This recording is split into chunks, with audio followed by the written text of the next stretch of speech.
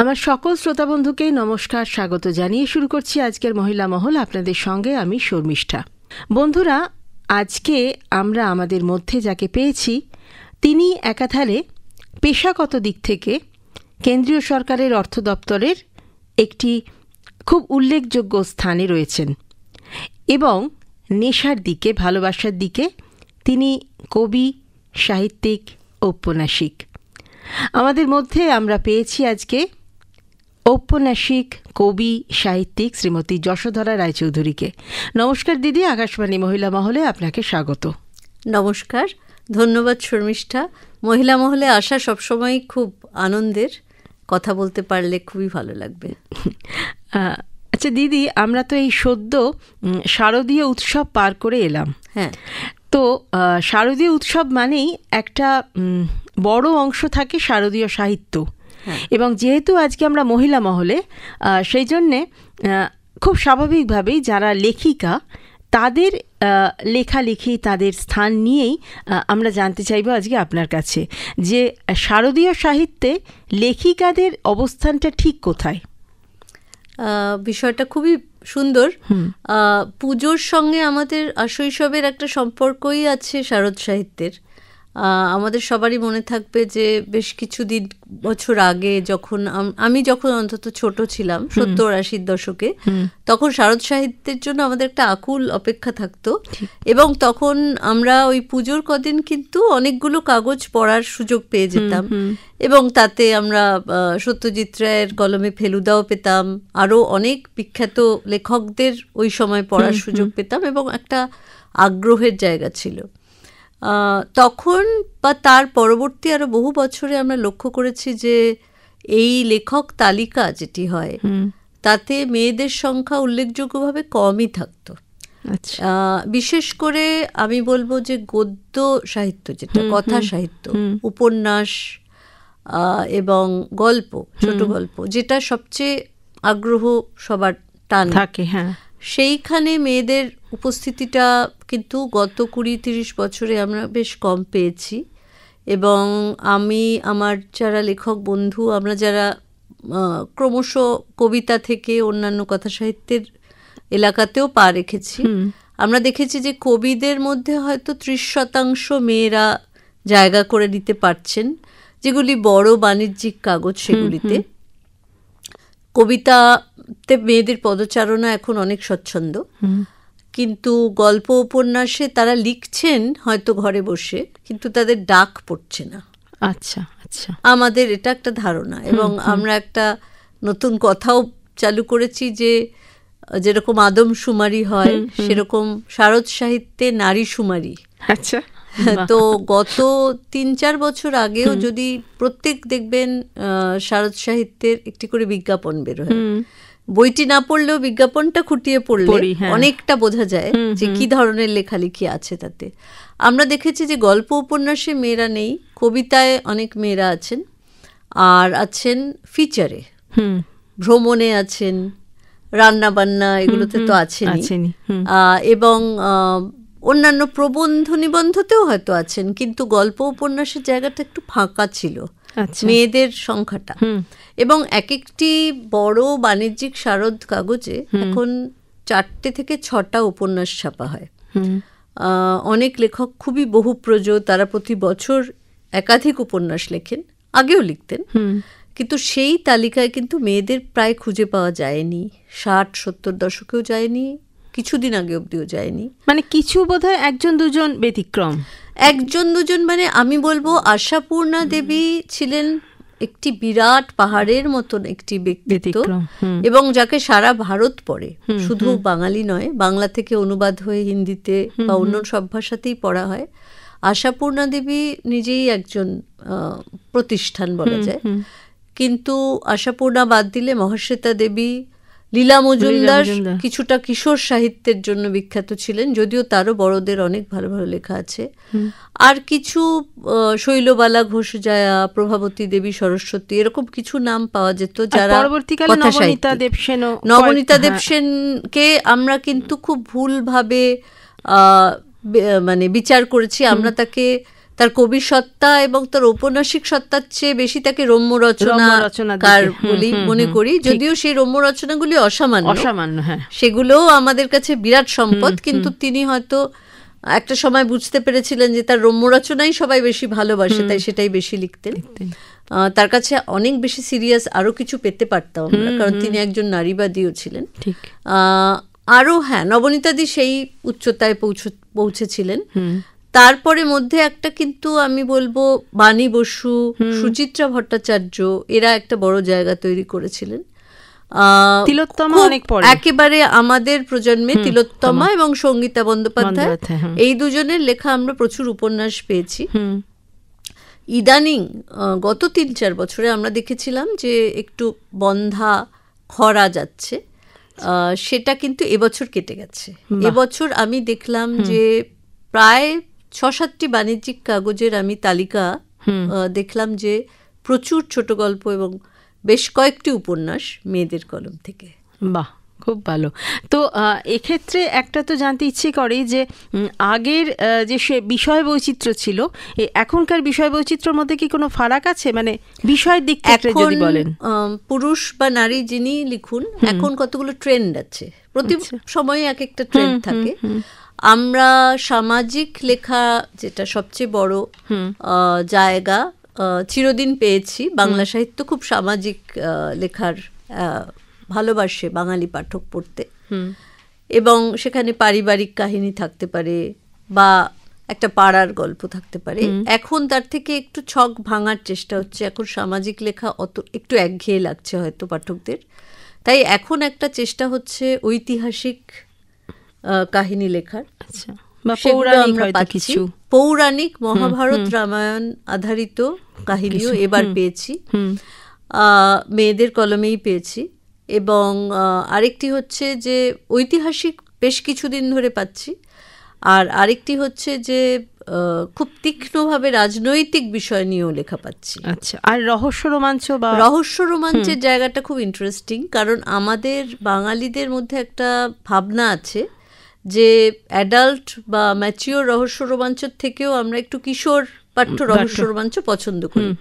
তো আমাদের আশেপাশে যে কটি বিখ্যাত কিশোর পাঠ্য পত্রপত্রিকা আছে, সেগুলিতে আমরা দেখছি যে একদা মনে আছে নিশ্চয়ই যে সন্দেশে নলিনী দাস গন্ডালু বলে 4টি মেয়ে, মিলু, বুলু, টুলু এরকম নামের, তো গন্ডালু, তাদের নিয়ে রহস্য ফেঁদেছিলেন। তারপরে মিতিন মাসির গল্প খুবই বিখ্যাত সুচিত্রা ভট্টাচার্যের। তারপরে মধ্যে একটা কিছুদিনের ফাঁক, কিন্তু এখন আমি নিজেও একটি চরিত্র সৃষ্টি করেছি, যিনি একটি মাসি, মানে তিনি তার বোনপো এবং বোনঝির সঙ্গে রহস্য সমাধান করেন, এবং মূলত ডিজিটাল জগতের যেমন এই হ্যাকিং, বিভিন্ন ধরনের চুরি বা মানুষকে ইম্পারসোনেট করা, পাসওয়ার্ড বা পিন নিয়ে নেওয়া, এই ধরনের যে অপরাধগুলো এখন খুব দেখা যাচ্ছে, সেই সমস্যাগুলো মেটান। এই একই সময় দাঁড়িয়ে আরও বেশ কিছু লেখক, তারা কিন্তু ছোট ছোট মেয়েরা তাদের রহস্য সমাধান করছেন, যেমন তৃষ্ণা বর্ষাক, ইন্দিরা মুখোপাধ্যায়, এদের লেখাতেও আমি দেখতে পাচ্ছি এই ট্রেন্ডটা, যেটা আমার খুব পছন্দসই। এবং এগুলো কিন্তু সবই কিশোর পাঠ্য, ছোটদের জন্য কাগজেই ছাপা হচ্ছে। বড়দের জন্য রহস্য রোমাঞ্চ মেয়েদের এই মুহূর্তে পাচ্ছি না। আমরা মনে রাখবো একদা প্রভাবতী দেবী সরস্বতী, তিনি কৃষ্ণা নামে একটি গোয়েন্দা সৃষ্টি করেছিলেন, এবং সেগুলো নিয়ে এখন রিসার্চ ওয়ার্ক চলে। কিন্তু আমরা চাইবো যে আরো বেশি করে মেয়ে গোয়েন্দাদের গল্প আসুক, কারণ আমরা তো বাস্তব জীবনে দেখেছি যে পুলিশে কত মেয়ে কি সাফল্যের সঙ্গে কাজ করছে। ঠিক ঠিক, এবং পুলিশের খুব উচ্চ পদেও মেয়েরা আছেন। ঠিক ঠিক। আর আপনার যে চরিত্র সৃষ্টি করেছেন তার সাথে আমি একটু রাঙা পিসিমার একটা মিল পেলাম। হ্যাঁ, রাঙা পিসিমা একটু বয়স্ক। এখন মাসি বললেই আমাদের একটা সাদা শাড়ি পরা, একটু মোটা সোটা চেহারার একজন বয়স্কা মাসি বা পিসি মনে হয় তো, কিন্তু আমার মাসি প্রথমেই বলা থাকে, প্রতি গল্পেই তার পোশাক এবং সবকিছু বলা থাকে, সে টান করে উঁচু করে চুল বাঁধে, আচ্ছা এবং সে হয় ঢলঢলে জিন্স এবং টি শার্ট পরে, নয়তো সালোয়ার কামিজ পরে। আচ্ছা আর সে সবকিছুই করে, মানে ঘরের কাজ বাড়ির কাজ সমানভাবে করে। এটাই আমার মানে আমি ইউএসপি আজকাল যেটাকে বলা হয়, ইউনিক সেলিং প্রপার্টি, যে এখনকার মাসি। আচ্ছা আচ্ছা বেশ। আর তার মধ্যে একটা মাতৃত্ববোধও আছে। আর সে বাচ্চাদের খুব ফেলুদা যেরকম তোপসেকে সারাক্ষণ জ্ঞান দেয়, সেরকম মাসি মেশো দুজনেই জ্ঞান দেয় ছোটদের। আচ্ছা আর তার মধ্যে দিয়ে বাচ্চাদের শিক্ষামূলক ব্যাপারটা চলে আসে। আমরা যেটা বলি লোকশিক্ষার ব্যাপার, সেটা তো আসেই। আচ্ছা, এই যে মানে ছোটদের শিক্ষা দেয় মানে ক্ষেত্রে মনে পড়লো যে ছোটদের গল্প লিখছেন এমন কি কোনো রকম বিষয় দেখছেন মেয়েদের মধ্যে? হ্যাঁ, আমি যে দুটি নাম করলাম আগে, ওরা বাদ দিয়েও আরো বেশ অনেকেই ছোটদের জন্য লিখছেন। আর আরেকজন রহস্যময় ঘটনা নিয়ে লেখেন, শুধুমাত্র নারীকেন্দ্রিক হয়তো নয়, দীপান্বিতা রায় খুব শিশু সাহিত্যিক হিসেবে পুরস্কৃত। আরও বেশ কিছু মেয়েরা লিখছেন যারা এই ধরনের। আমার খুব ইচ্ছা, মানে এটা আমি জানি যে হয়তো সময় সুযোগ তারা পান না। আমার পরিচিত অনেক লেখক আছেন যারা কবি, যারা বিজ্ঞানের স্নাতক এবং এখন বিজ্ঞান নিয়ে তারা পড়ান। তারা হয়তো সময় পান না, কিন্তু বিজ্ঞান ভিত্তিক বা কল্প বিজ্ঞান এগুলোতেও কিন্তু মেয়েদের পদচারণাটা খুব জরুরি। এবং এখানে যদি দেখাও যাচ্ছে, হ্যাঁ, এখন মেয়েদের কল্প বিজ্ঞানের একটি সংকলন আছে। কিন্তু পুজো সংখ্যায় বা শারদ সংখ্যায় অনেক পত্রপত্রিকায় তো আসছে মেয়েদের পদচারণাটা খুব জরুরি। মানে পুরুষদের সংখ্যা এখনো সেখানে অনেক বেশি, কিন্তু আমার পরিচিতই অনেকে আছেন যারা নিজেরা বৈজ্ঞানিক। তারা যদি নিজেদের জগৎ নিয়ে লেখেন, আমার মনে পড়ে বহুদিন আগে সুনীল গঙ্গোপাধ্যায়ের সঙ্গে একটি, মানে অনেকেই আড্ডা দিচ্ছেন, আমিও সেখানে আছি। তো সুনীল গঙ্গোপাধ্যায় বলেছিলেন যে আমি যেমন 90 দশক থেকে চাকরি করছি, তো আমাদের দিকে তাকিয়ে বলেছিলেন যে দেখো মেয়েরা, তোমরা নিজেদের গল্পগুলো লিখছো না কেন?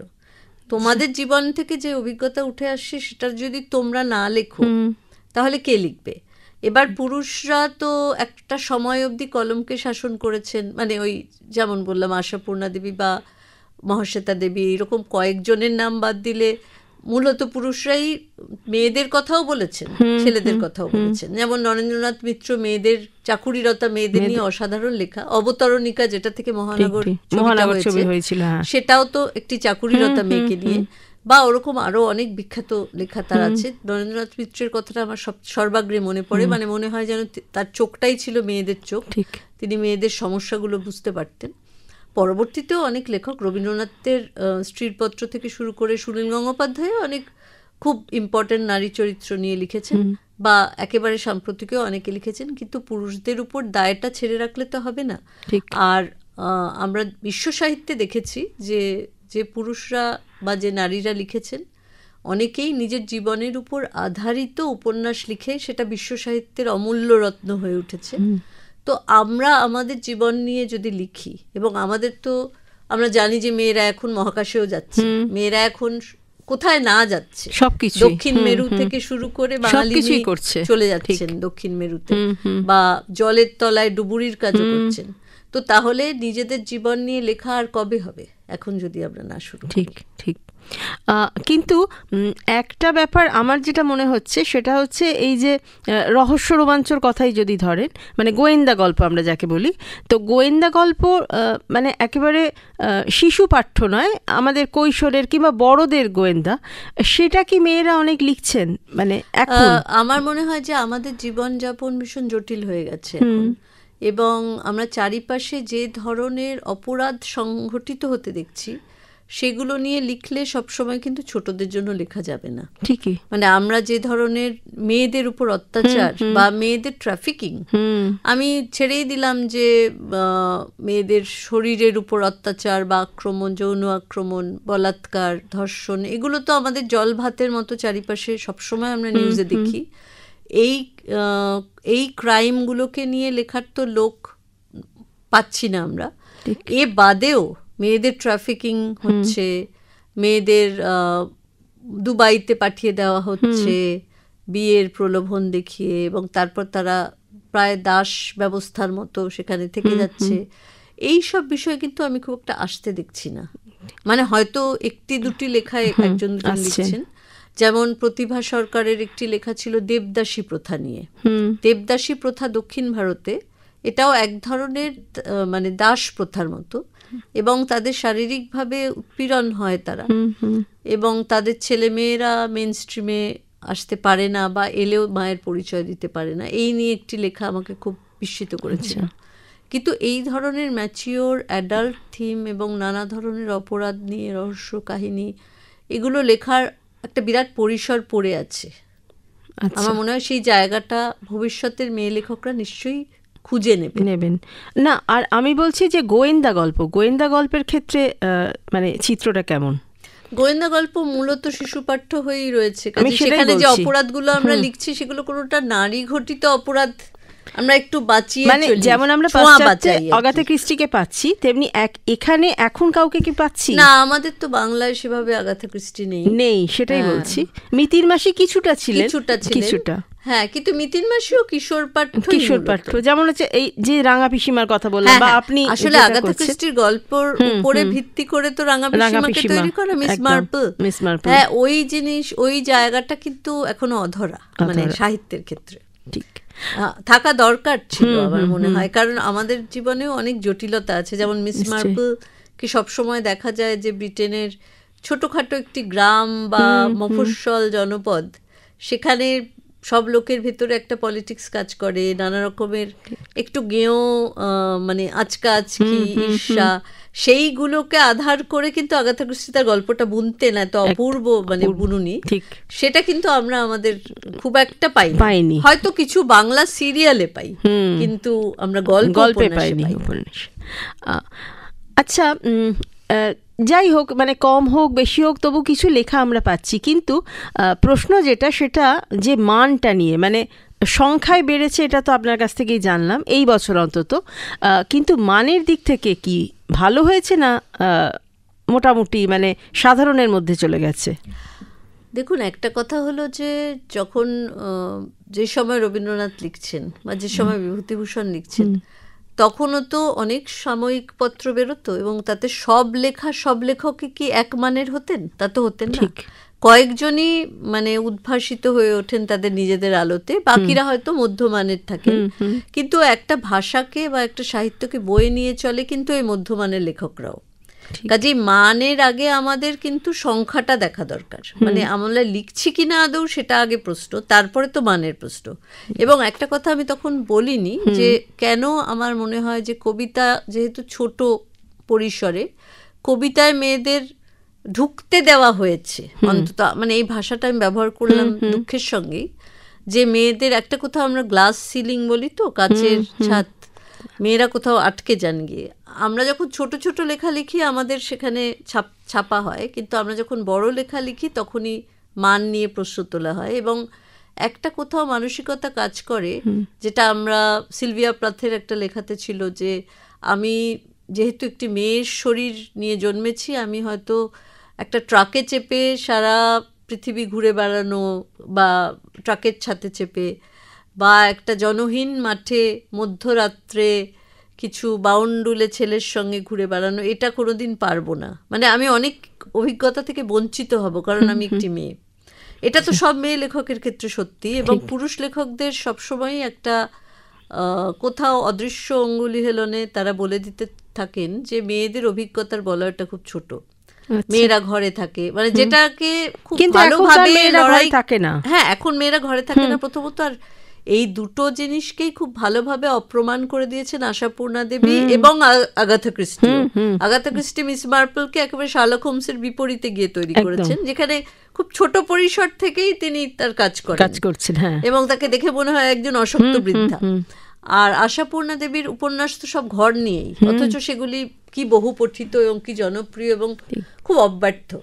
তো আমরা এই অব্যর্থ মেয়েদের জীবন নিয়ে যদি লিখতে পারি, আমাদের মানকে তৈরি করতে পারি, তাহলে সেটা কিন্তু বাঘা বাঘা পুরুষ লেখকদের হয়তো দুনিয়া ঘুরে লেখার মতোই হবে। কিন্তু পুরুষ লেখকদের এই বেনিফিটটা তো আছে সত্যি, যে তারা ঘুরতে পারেন, তারা যেখানে খুশি যখন খুশি চলে যেতে পারেন, বা তারা একটা ভিড়ের মধ্যে মিশে যেতে পারেন। কিন্তু একটা চড়কের মেলায় একটি মহিলা লেখক বা মহিলা রিপোর্টার যাচ্ছেন, সে তো সঙ্গে সঙ্গে দৃষ্টি আকর্ষণ করবে আরো 5 জনের। এই জিনিসগুলো ভাঙতেও আমাদের সমাজের সময় লাগবে। এবং আমার মনে হয় গ্রামে গঞ্জে মফস্বলে অনেক মেয়েরাই আছেন যারা অনেক দুরূহ কাজ করছেন, ইতিমধ্যেই তারা অনেক দুরূহ জায়গায় যান, কিন্তু তারা হয়তো লেখেন না। কিন্তু আমাদের কোথাও একটা ব্রিজ করতে হবে, মানে একটা সেতু বন্ধনের দরকার আছে, যে অভিজ্ঞতা এবং মানে একটা হচ্ছে অভ্যন্তরীণ অভিজ্ঞতা, আমি যদি ঘরের মধ্যের জিনিসটাও ঠিক করে লিখতে পারি আশাপূর্ণার মতোই সফল হতে পারবো। অন্যদিকে বহিরঙ্গিন অভিজ্ঞতা আমাদের অনেক জমছে, সেগুলোকে আমরা চ্যানেলাইজ করব, আমরা লিখব। হ্যাঁ, কিন্তু মানে সেখানে একটা মানে প্রশ্ন তো এসেই যায়, যেটা আপনি বললেন যে লিখলেও সেটা ছাপা হচ্ছে না। হ্যাঁ, এরপরে যেটা হচ্ছে যে এই যে লেখার গুণ দিয়ে কবজির জোর দিয়ে সেই জায়গাটা করে নিতে পারা, এটা প্রচুর সময়ের অপেক্ষা। যেটা আমার মনে হয় যে আমরা একটা কোনো প্রোগ্রেস দেখছি, আমরা একটা প্রগতি দেখছি, কারণ আমরা গত 3 বছর আগেও যে পত্রিকায় কোনো নারীর উপন্যাস খুঁজে পাইনি, এই বছর পেয়েছি। কাজে আমরা ধরে নিতে পারি যে একটু এগোচ্ছে, একটু ভালো হচ্ছে অবস্থাটা। এবং হয়তো 5টা লেখা রিজেক্ট হওয়ার পর একটা লেখা ছাপা হচ্ছে। এটা কিন্তু আমরা শুধু আমাদের দেশেই নয়, বিদেশেও মেয়েদের এই ব্যাপারটা আমরা জানি। আমরা অনেক ডকুমেন্টারি দেখি, অনেক মেয়েদের জীবনের উপর আধারিত বই পড়ি, যেখানে কিন্তু তারাও বহু স্ট্রাগল করার পরই তারা সেই স্বীকৃতিটা পেয়েছেন। কারণ পুরুষ লেখকরা প্রথমেই মেয়েদের লেখা অতটা ভালো হবে না বলে ধামাচাপা দিতে চাইতেন আগেও। এখনো একটা কোনো অদৃশ্য কাচের দরজা আছে যেটা ঠেলে মেয়েদের অনেক কষ্ট করে ঢুকতে হয়। মানে একজন পুরুষ লেখক হয়তো তার 2য় উপন্যাস ছাপা হয়, একটি মেয়ের হয়তো 5ম বা 6ষ্ঠ উপন্যাস ছাপা হয়, তার বাকিগুলো ছোট পত্রিকায় ছাপা হয় অথবা তার গোপন খাতায় পড়ে থাকে। আমি একটু কবিতার ব্যাপারে আসতে চাই, কারণ কবিতা আমি নিজে লিখে, মানে আমার প্রথম লেখা কবিতাই।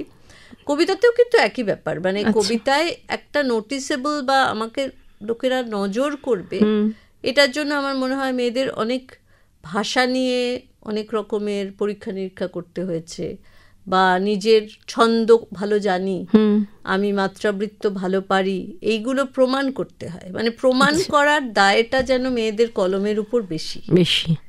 আপনার নিশ্চয়ই মনে আছে রবীন্দ্রনাথের খাতা নামে একটি গল্প ছিল, যেখানে উমা নামে একটি ছোট্ট মেয়ে, সে বিয়ে হয় একটি অত্যন্ত শিক্ষিত এবং তথাকথিত উদার চরিত্র একটি ভদ্রলোকের সঙ্গে, কিন্তু সে গোপন খাতায় কবিতা লিখত। তার ননদরা সেটা দেখতে পেয়ে, মেয়েরা পড়াশুনো করছে কবিতা লিখছে, আবার কি জিনিস, তারা সেই খাতাটি বাইরে এনে তাকে নিয়ে হাসাহাসি করে। এবং তখন তার স্বামী সেগুলো পড়ে মানে খুব বালখিল্য কেউ লিখছে ভেবে খাতাটিকে মানে খুব অবহেলার সঙ্গে জিনিসটাকে তাকে নেয়। মানে তার ফলে উমার খাতাটা কুটি কুটি করে ছিঁড়ে ফেলতে হয় এবং তারপর কোনোদিন তার লেখা হয় না।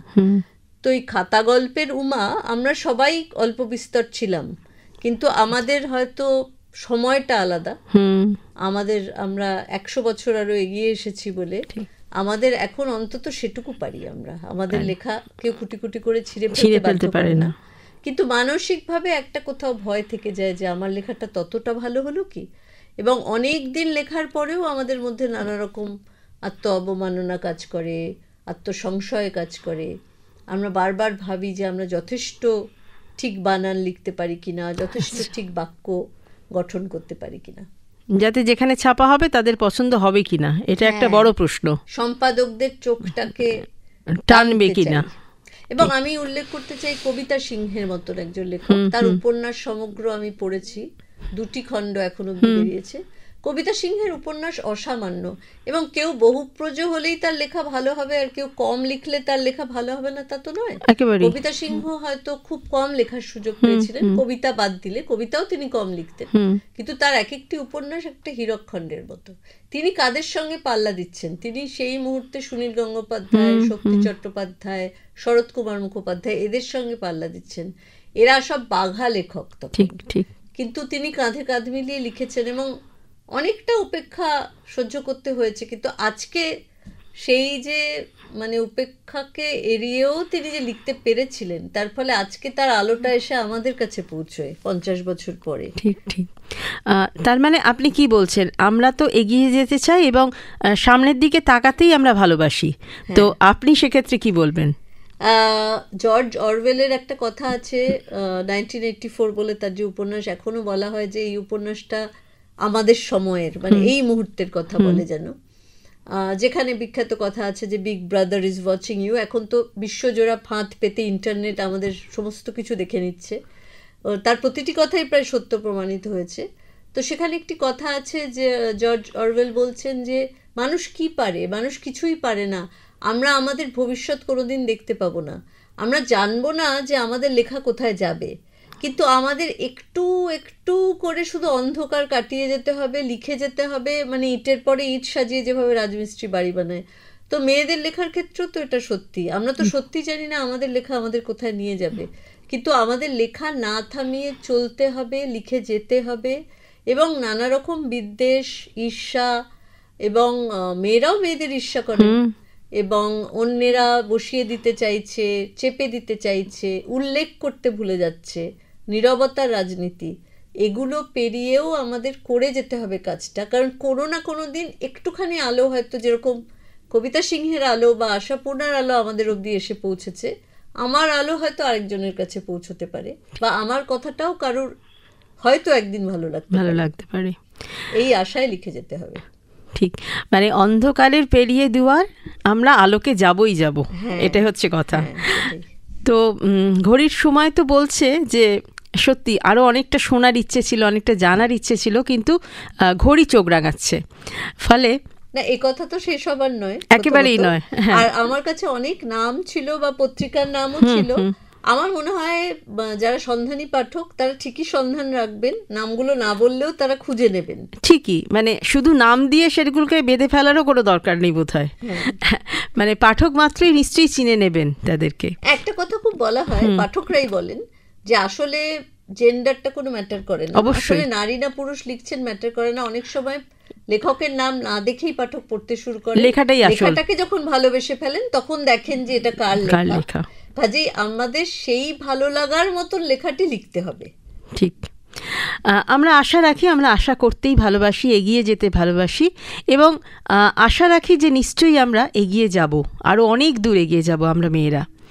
তো আমরা দিদিকে বলি যে অনেক ধন্যবাদ, অনেক ব্যস্ত সময় থেকে এত সুন্দর করে আমাদের কাছে এসে আজকের নারীদের লেখালেখি এবং শারদ সাহিত্যে তাদের স্থানটা কোথায় আমাদের খুব সুন্দর করে বললেন। অনেক ধন্যবাদ দিদি, আকাশবাণী মহিলা মহলের পক্ষ থেকে অনেক ভালোবাসা আর ধন্যবাদ আমাকে এখানে নেওয়ার জন্য। আর একটা কথা শেষে বলি যে শারদ সাহিত্য যেমন আমাদের লিখতে হবে তেমনি পড়তেও হবে। আমরা যেন সিনেমার পাতা বা সিরিয়াল থেকে মুখ তুলে মাঝে মাঝে শারদ সাহিত্যটা পড়ি। নিশ্চয়ই নিশ্চয়ই। তাহলে আজকে মহিলা মহল এই পর্যন্তই। ভালো থাকবেন। নমস্কার। নমস্কার।